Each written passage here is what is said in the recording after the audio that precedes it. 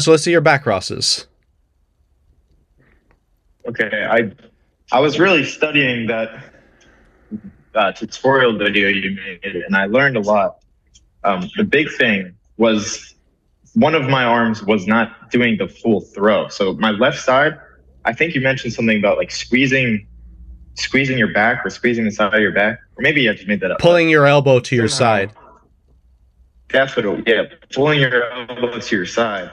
Yeah. I was just kind of keeping a big gap right here and just chucking it over my Yeah. head. So I'm trying to think about bringing my elbow to my side and squeezing my lat.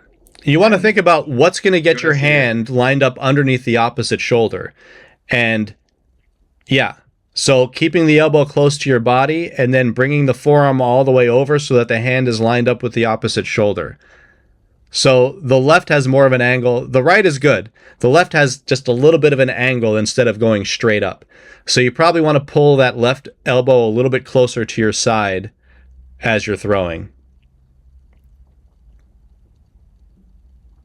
Oh, see. Turn a little bit to your left so I can see you. I think I'm looking at you at a little bit of an angle. Yeah, right there. Okay. Let me just see the left hand. Just do a back cross with the left. Now you can see the angle of that throw, right? You see how close it is to your head. Get it farther away from you, but going straight up. Even farther. Pull your arm. That's better. But lined up with the middle of your shoulder now, not so close to your head. Again. Oh, the other thing you're doing is before you do the back cross, you're letting your arm go out to the side before you pull it close to your side. So there's no reason to go out before you go in. Just stay in and go behind.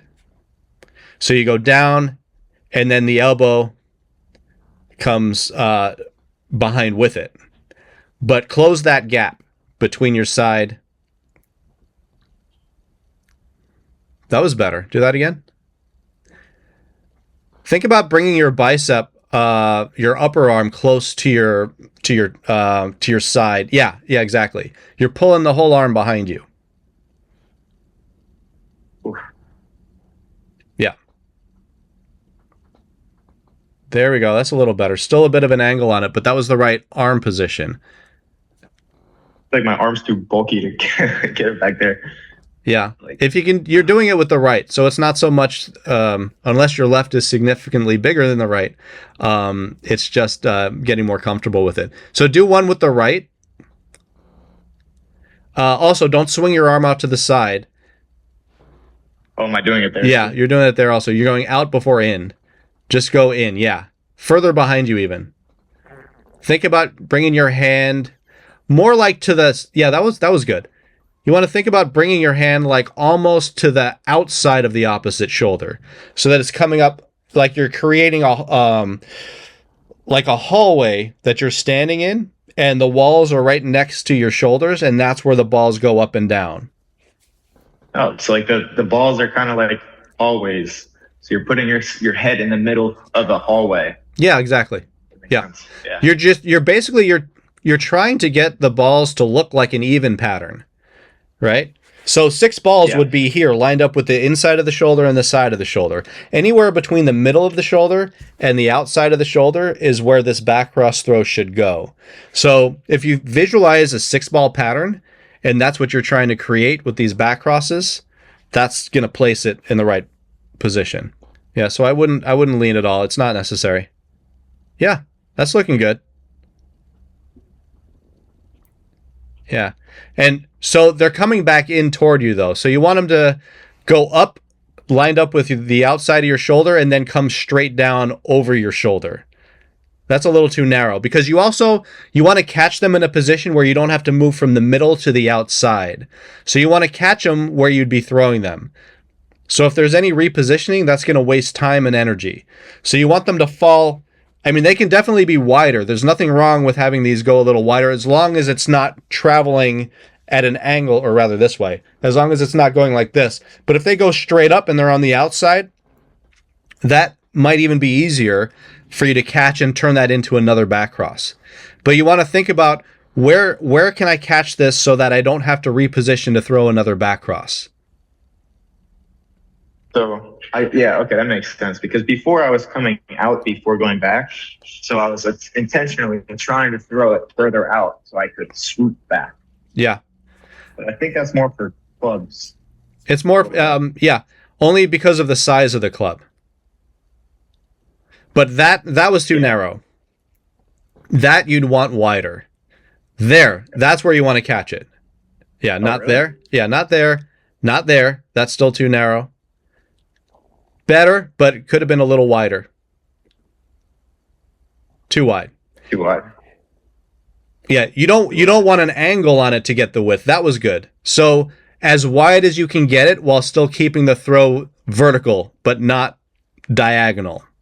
So it's more just how far can you get your arm Yeah. opposite side of your body? Yeah, exactly. Good. Like I feel like that's sufficient. The timing is perfect there. That's too narrow. Yeah. That can work. That's a bit too narrow, especially on the left-hand throws. Okay. Good. Yeah, first right hand throw is good. Yeah, it's getting there. Yeah. Yeah, most of my left hand throws are very narrow. Yeah. I think it's an issue of just bringing your arm farther behind your back before you throw on the left. Because I'm looking at the difference between where your arms are. Your right is going behind you more than your left. Yeah, that's for sure. That's what I recorded yesterday, and I saw that very large difference. It was mainly in that triangle. Yeah. I could see that there was just more of a gap between my elbow and my body. Just need to think about really jamming it back there. There you go. Yeah. The more you do it, the farther it falls behind. So you need to keep pushing with every throw. Pulling and lifting maybe is a better way to think about it. Obviously. Oh, that was good. Those were good. Yeah. Yeah. That's really good. Yeah.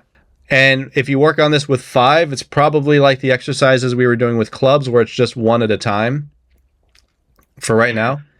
Maybe a like if you try to do 2 throws, just 2 back crosses and go back into 5. So right and then left, or right and then left and then right. Let's see what the difference in those looks like. Yeah, my left is struggling. I improved it a lot today, so it's better than yesterday.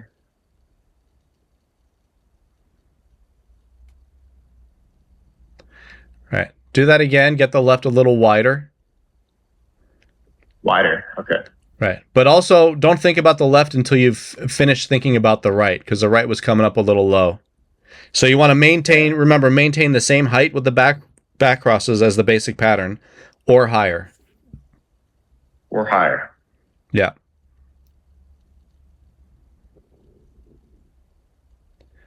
Better. So the most important part of this right now is just getting enough clearance behind your back before you throw upward. Because you're repositioning your hand to the other side, basically. It's like if you caught it here and then you went over here and then wanted to throw straight up, only it's behind your back. So you're traveling your hand to the other side behind your back, and then the upward movement happens. It's kind of one thing, but if you think about it that way, you'll prioritize getting to the position first before the release. Whereas if you throw early as you're going there, it's going to be a diagonal throw, which you don't want. Should I try to start with my left hand then? You can. I mean, I want to see both because it's going to be different. Okay. It's going to be easier to start with the left, I think. Again, get these away from your head a little bit more. They were straight, but too close to your head. Oh, yeah. They're going right behind your head right now. Widen up your basic pattern, too, just a little bit. Yeah, now, better. Left was still too close to your head. Left kind of came in, like right after I threw it. It came back to the left side. It came in, and it also didn't start wide enough. So it's also important to follow through and let go before you start moving your arm back from where it came. Because what often causes it to come back in the same direction you threw it from is that you started moving back as you were throwing instead of staying there and following through and letting go before you start. You know, it's the same thing as throwing while turning when you're doing a 360. You want to separate the throw from the turn. So same thing with this repositioning of your hands. Same thing with overhead throws. You wouldn't want to throw while repositioning your hands. So this is a reposition. So you have to get it back there and throw before you start bringing it back where it came from. So just think about keeping your arm back there longer. Confirming you let go of the ball before you bring your arm back.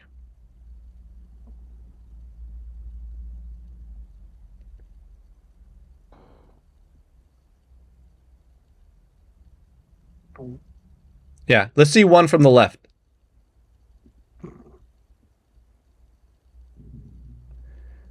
Bring that further behind you. Close that gap with the elbow. Yeah.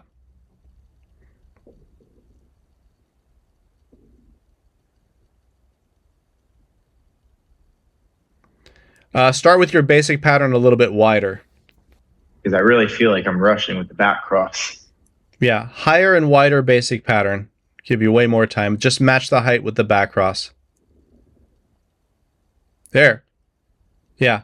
Throw a little bit straighter once you get back there, but visualize the opposite shoulder. Again. Yeah, and your elbow was pointing out to the side. So bring your elbow along for the ride. Pull the whole arm behind you. Oh, yeah. I felt it. It's got to be against.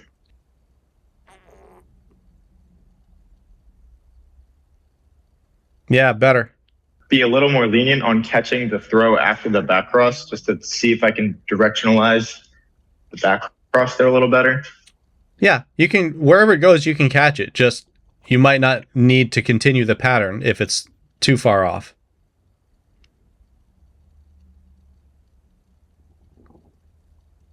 Was that a better placement of the back cross throw? It had an outward angle on it. If you'd have given it more of an upward movement before releasing, that would straighten it out a bit. Yeah. Yeah, so you can do it when it's one ball. It's just when you're doing it within a 5-ball pattern, there's not much time to think about that. But so try to make that the only thing you're thinking about is how to throw that back cross throw. Make sure the 5-ball pattern looks good, but then as you're about to throw the back cross, think about what it feels like to do it with just one ball, and don't let the other throws affect how you make that throw. Better, yeah.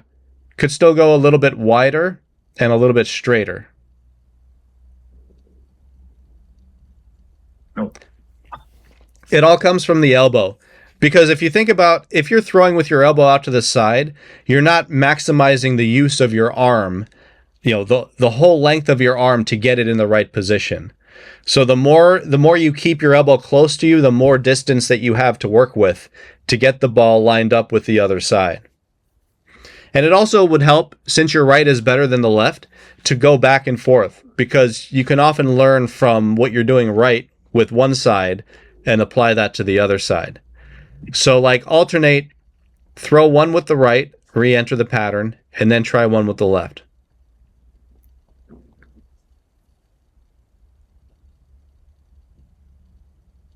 Do that again, straighten that out a bit.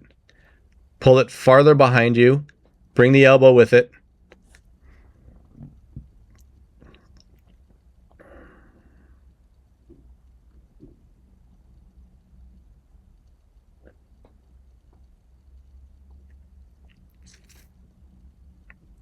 Yeah, and the other thing is, if it's taking you longer than 10 throws to start the back cross, there's something wrong with your basic pattern. So let's focus on that first, because after 10 throws, you should be doing a back cross throw. Right. There should be. Start with the correct height. Yeah, and then back cross. Is it on the 10th throw or after you get 10 throws? I mean, roughly, yeah. It shouldn't be much more than 10. It could be the 11th throw, but the point is you shouldn't be running the pattern to try to fix it and wait for it to be set up right. That was good. And then the left. Yeah. Those are wide enough. They're just traveling there diagonally. So you just want to get them a little bit straighter, which really just means bringing your arm farther behind your back so that you can go straight up. But, watching that video again, like watching the correct example of how to do it will help you visualize that when you're actually doing it. So the more you watch that, the probably like at the very end, the last attempts that I did when they were good ones, Yeah. watching those will help. And just look at where my elbows are and what they're doing, and look at where the throws are coming from and the angle of them. I think that'll help, and then you apply that to that. But just to prepare you, this Backcrosses is not a quick learn. Some people, I mean, without training, some people never get it. And some people will be able to do it. Like, I mean, you can run 5, right? But they're not, not well, right? And that won't transition to 7 very well either. So this is something that you want to spend a lot of time on, these beginning steps, so that you don't have any of these issues when you're actually running it and then trying to do difficult transitions from and to it. So I would give this probably 2 months before you're doing consistent flashes starting from both sides. But once that's perfect, it's so much easier to continue it. So it'll be like it's like learning 5 balls all over again, right? You're learning how to do this now behind your back. Anytime you do a different pattern, whether it's an overhead throw or a backcross throw, you're learning how to juggle all over again with completely different throws. So it shouldn't be an expectation that you should be able to run it anytime soon. How long did it take you to learn 5 balls? It should take at least as long to learn how to juggle 5 balls in backcrosses. So when you put it in that perspective, like 2 months. 2 months, right? Yeah. For some, for you, and it's relative based on how long it took you to learn that. But it's also relative to understanding the right technique that you use, and that you're practicing it correctly, and not doing more than you're capable of. So it's not just what potential you have, but also maximizing it by training the right way with it. For the next 3 days, just 1 throw per side. What you could do, though, is try to loop it. I mean, if it's going well, you can throw the same backcross as another backcross. So if you start with the right, that backcross turns into a left backcross, and vice versa. You throw a left backcross. If that looks good, you can turn that into a right backcross, because that's a valuable exercise to work on, and it's still just 1 throw at a time.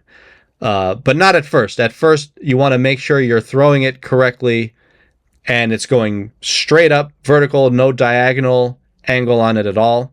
You're able to re-enter the basic pattern, and you're only doing a qualify before you start each attempt. So send me some video of your best attempts of that after about 3 days, both the overheads and this, and I can kind of help you with that through video and just let you know if it looks good, or if there's something you're not noticing that you can improve on with that exercise, so that by the time we do another session, you've got that down, and we're working on the next skill level to add to that, which would probably be crossing a right and a left, and then a left and then a right, 2 or 3 throws, something like that.